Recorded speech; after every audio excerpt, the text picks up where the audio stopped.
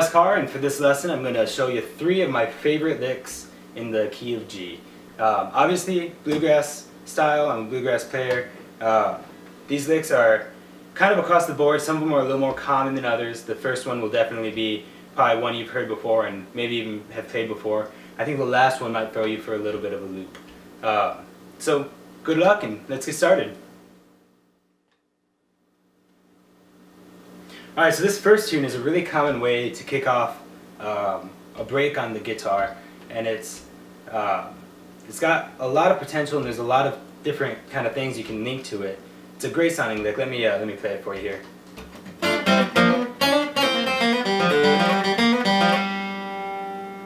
Short and simple, very sweet. Many of you might have already played it. I thought it was a good way to start the lesson because it's not too hard. Rhythmically at the beginning there's a little kind of weirdness. So let's take a look at what we're actually doing here. This first little thing is basically a D minor chord in that block shape, and we're taking out the pointer finger. And we're just playing the D string, the G string, and the B string. So you're going to put your ring finger on the 7th fret, your pinky, the 7th fret of the D string, your pinky on the 7th fret of the G string, and your middle finger on the 6th fret of the B string. And what you actually want to get that on an upstroke. And you can hear I'll even like ghost pick a little bit. Now from there, all we're doing, going from that D minor, we're just going to go down and make a bar on our 5th fret and play the same 3 strings, our D string, our G string, and our B string. And that's going to be on a downstroke. Now from there, we're going to move that bar down to the 3rd fret, play the same 3 notes. And you can hear how kind of bad that sounds, and that's kind of the point, because immediately what we want to do from there is hammer onto our B note, which is the 4th fret of the G string.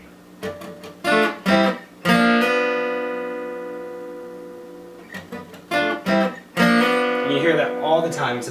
It also works really well in like blues and some rock tunes even. From there we're going to go and play the C sharp, which is the 2nd fret of our B string, and we're going to hammer on from our 2nd finger on the 2nd fret to the 3rd finger onto the 3rd fret of the B string.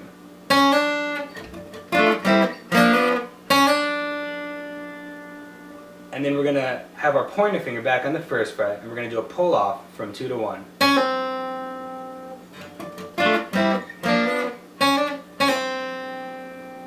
And you can use either your 3rd finger or your ring finger, your 3rd finger or your 4th finger, ring or pinky. And you're going to kind of play off of your 3rd fret of the G string, the B flat there. And go back to where your pointer finger is on that 1st fret of the B string.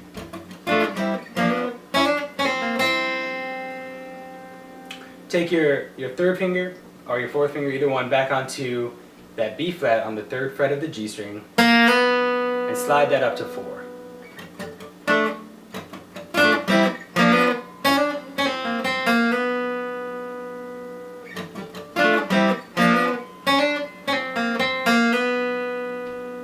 And then you're going to play the open G. And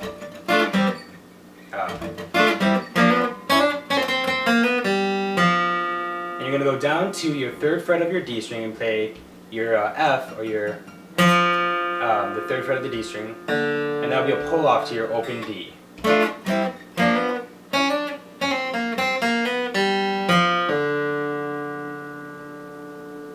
then you're going to go back to your G.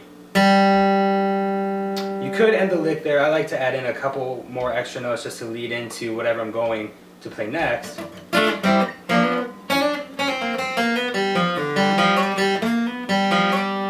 And so all I'm doing there is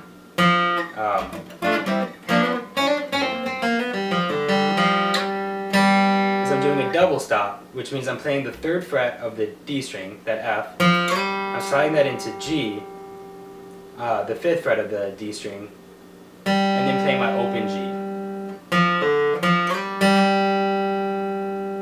And then doing that same kind of little roll there. So I'm doing the 3rd fret of the G string up to the 4th fret, open G, half the 3rd fret of the D, open D, open G. So the D chord, bar on 5, bar on 3 with a hammer on from 3 to 4 on your G string. Go to your B string, play 2 to 3, then 2 to 1, your 3rd fret of your G string, back to the 1st fret of your B string, 3rd fret of G, and slide that into 4, open G, your 3rd fret of your D string, open D, back to G, and then if you want you can add in a slide from 3 to 5 on your D string, and then an open G,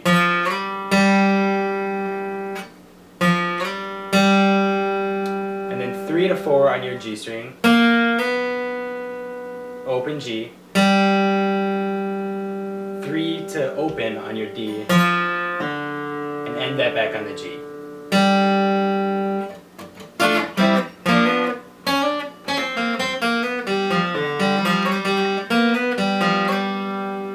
Or you can play a slide from 3 to 5 on the G also.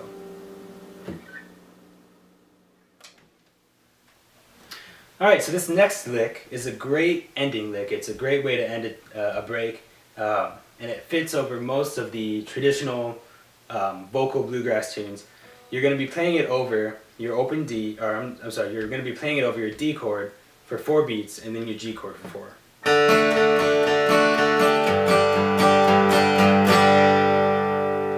And you actually heard me play this break on the intro to the video at the very end. So the lick itself goes, and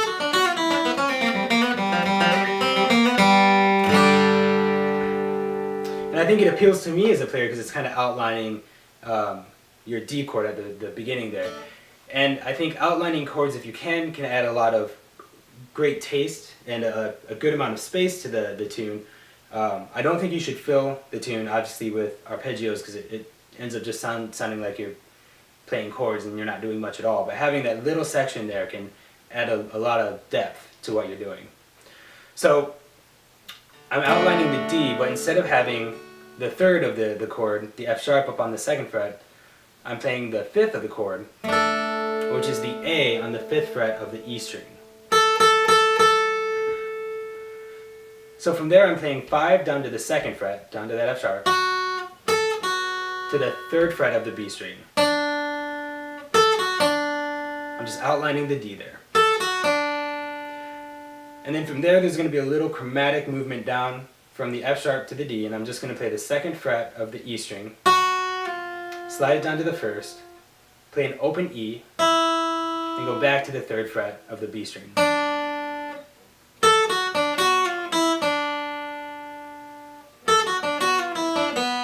And then I'm going to play an open B to the 2nd fret of the B string as a pull off to the 1st fret. And then I'm going to play the 3rd fret of the G string.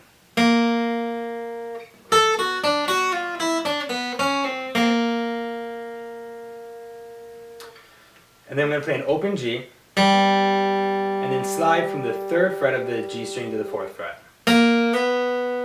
Back to an open G.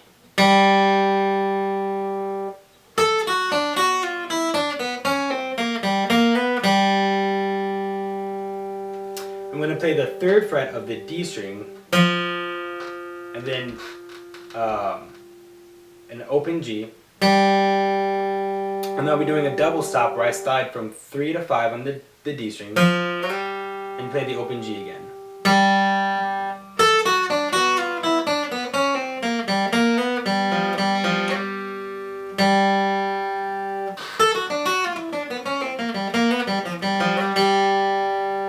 And for that last little bit, I'm going to go up and play the 1st fret of the B string, an open G, slide from 3 to 4, and then play another open G.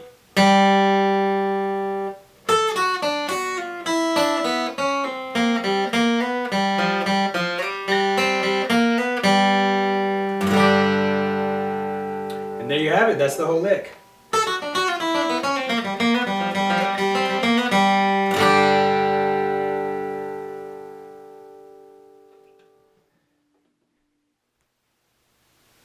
Alright guys, so for our third and final lick in this lesson, we're going to show you another ending lick. This one should account for whatever tunes the other one can't account for. So the chord progression over it is going to be 4 Gs, 2 Ds, and 2 Gs. So obviously another very common way to end a bluegrass tune. Now one of the other great benefits of this lick is that it gives you a way to work yourself up the neck. And that it's not a clumsy jumping of positions or tripping over notes trying to get to a higher position just to hit a couple notes. So here's the lick.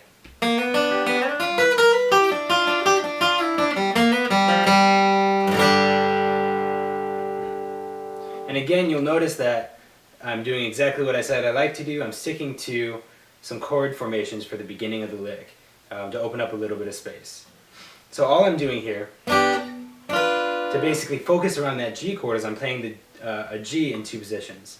So for this first one, this is based off of basically my E shape or my F shape, depending on how you want to look at it, moved up to become a G. And I'm sliding in from the 3rd fret of the G string into the 4th fret, and then barring across the 3rd fret on my B and E string, and just doing kind of a slow motion sweep there.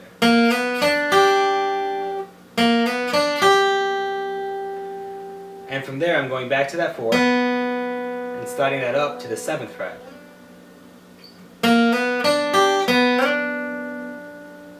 And then I'm playing the 6th fret of the B string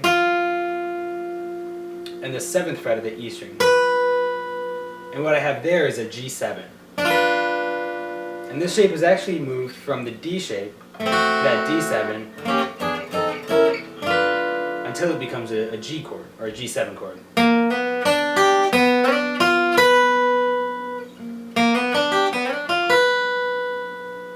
And then I'm playing a hammer-on from the 6th fret of the E string to the 7th fret of the E string.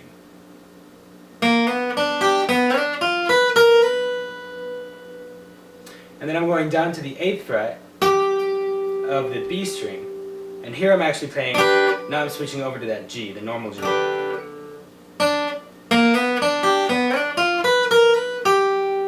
And then to the 7th fret of the G string. And that's just outlining, like I said, that D shape, the normal D shape. And I'm going to go down to the 6th fret of my B string. And you can think now I'm going down to that 7th note. And then back to the 7th fret of the G string.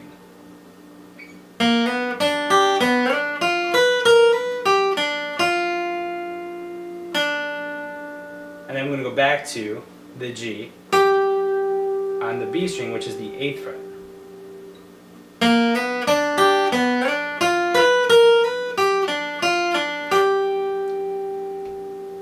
And then you're going to go back again to the 7th fret of the G string. So we're basically just working back and forth from the tonic to the flat 7.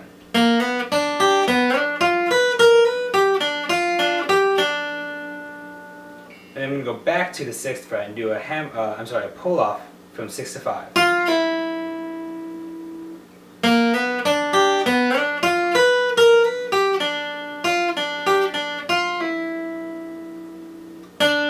Back to the 7th fret of the G string.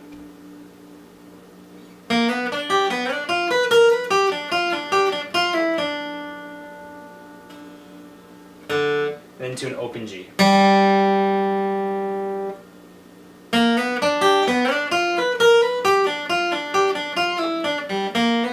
To the hammer-on from 3 to 4. Play an open G. 3 to 4 on the G string. Open G. 3rd fret of the D string. And then an open G. So that ending little part there, 3 to 4 on the G. Open G. 3rd fret of the D, and then open G. So I have the slide on the G, using that F shape, slide into G7 using the D7 shape, hammer on from 6 to 7, and then outline your D shape over the 7th and 8th fret. 7, 8 on B, 7 on G, 6 on B, back to the 7, back to 8 on B, back to the 7, back to the 6 on the B, back to the 7, pull off from 6 to 5 on the B string,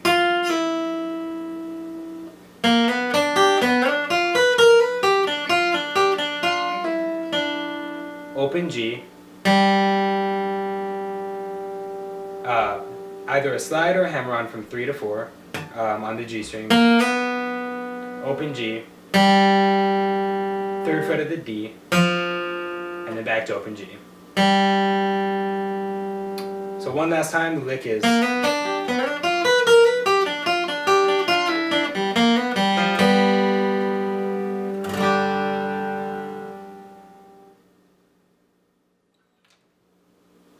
Alright guys, thanks for watching my video. Hopefully it helped you all out and maybe gave somebody a good idea or two. If you would be so kind as to subscribe to the page, maybe even like the video. There's going to be a ton of guitar videos coming out, some mandolin videos, some banjo videos. I'm going to do whatever I can to get as many people playing as I can over this summer.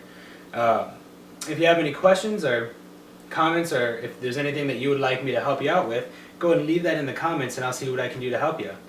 Otherwise, until then, good luck and happy picking.